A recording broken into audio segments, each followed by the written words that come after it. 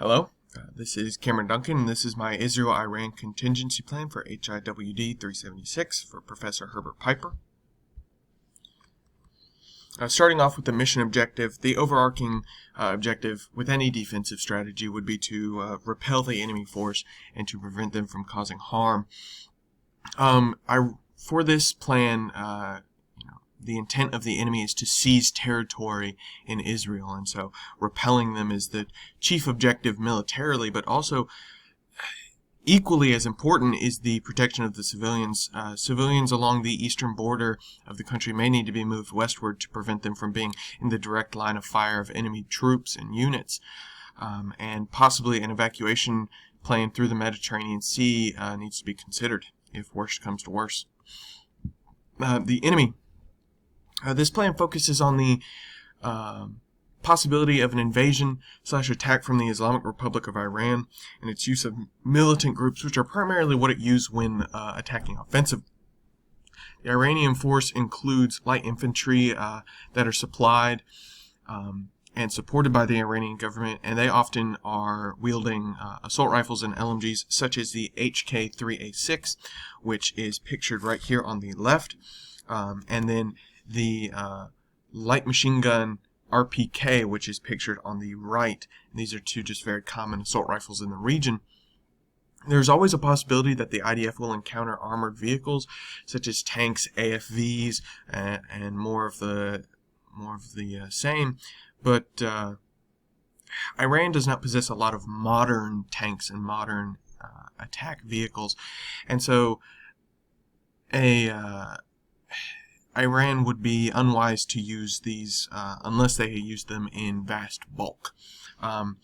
They do have a very equipped ballistic missile program. That would be their main offensive threat, with these missiles being able to reach over 2,000 kilometers. And as far as retaliating is concerned, retaliating through the air would not be wise because of Iran's modern Russian air defense system, the SA-20C. So this would just make retaliating direct. It just would be a very risky task. And here's another look at the HK-3A6 on the left and the RPK on the right. Moving on, the enemy's intentions, as hinted at earlier, are to seize territory, possibly even primarily for religious reasons, as Jerusalem is a holy city for Islam. However, they are vulnerable. Their lack of air force makes them very vulnerable to close air support.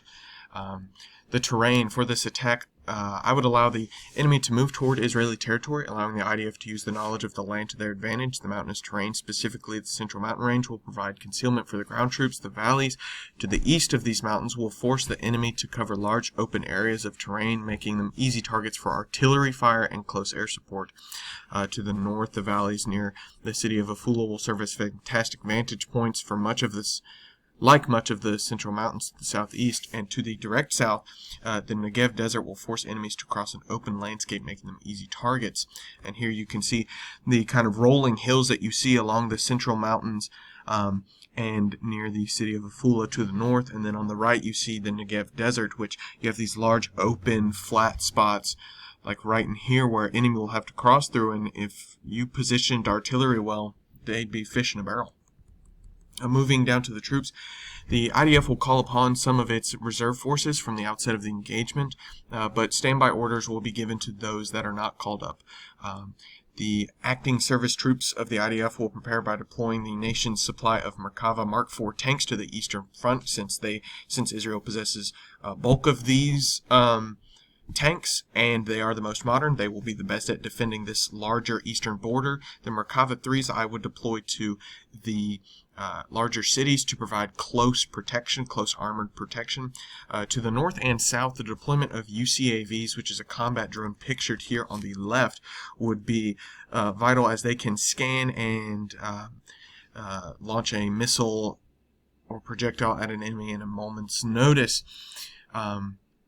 As well as reconnaissance forces to keep an eye out for any flanking maneuvers through this area. And on here in the right, just so that you can see, it is a modern Merkava Mark IV tank, which looks a lot like an M1 Abrams that the United States uses. So Yes, this is the most modern tank that Israel possesses.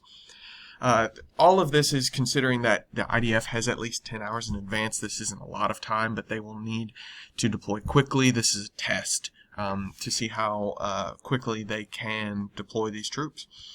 Civilian considerations, as I hinted at earlier, evacuation through the Mediterranean Sea might need to be heavily considered, depending on the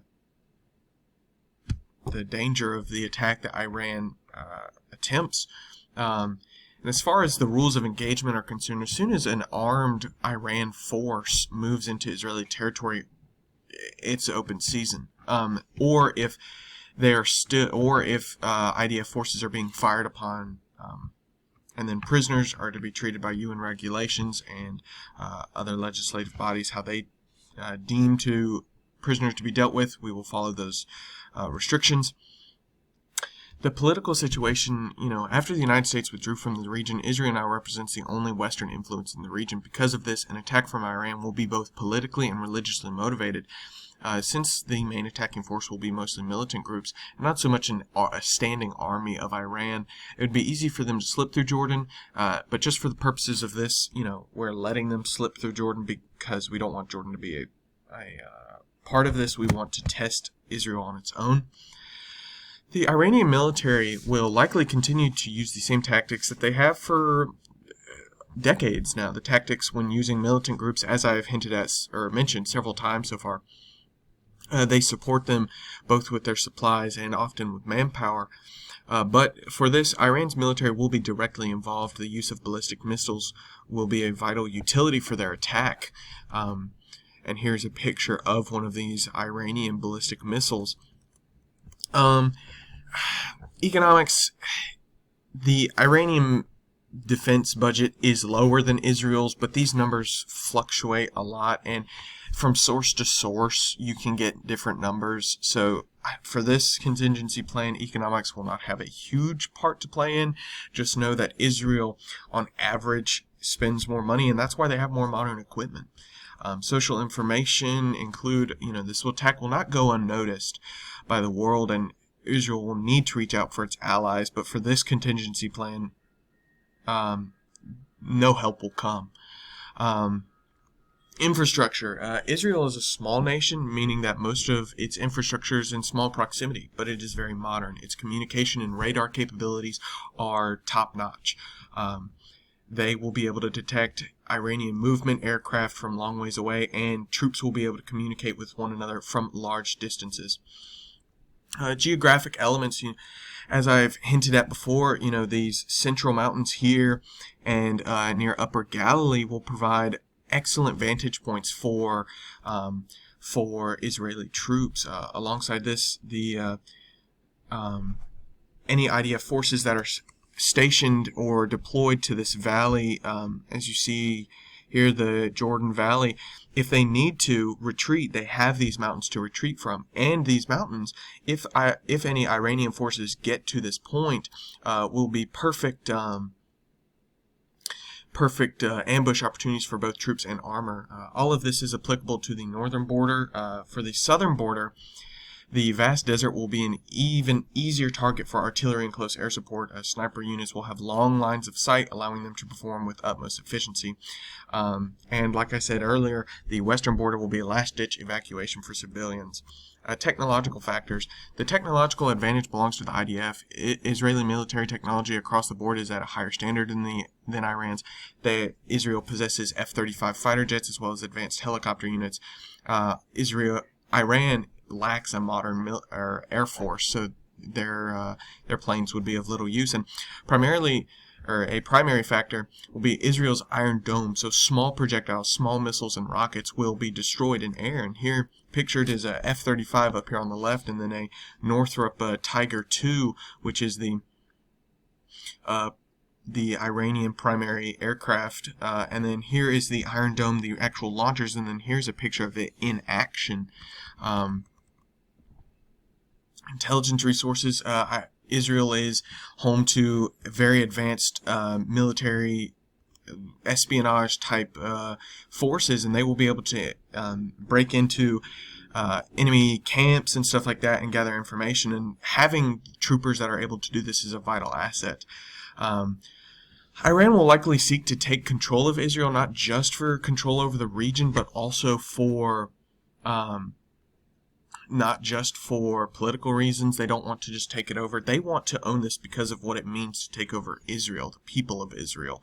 They want to take over Jerusalem, a holy site for them. So this will even further motivate them. If the IDF is able to deploy and dispatch armaments properly and quickly, then there is a high likelihood that an attack from Iran, it wouldn't amount to much. The IDF use of terrain and agility amongst its forces will make them a hard target to pin down and attack head-on. Iran will struggle to deal with the Israeli aircraft as well as the IDF's modern weaponry. Using the landscape will allow the IDF to be safe from enemy sight and fire. The outcome of this conflict will be a swift and decisive victory for the IDF. Iranian soldiers will simply not be able to compete with the abilities of both the IDF soldiers with their high level of training and equipment at their disposal. And here is my bibliography, and thank you.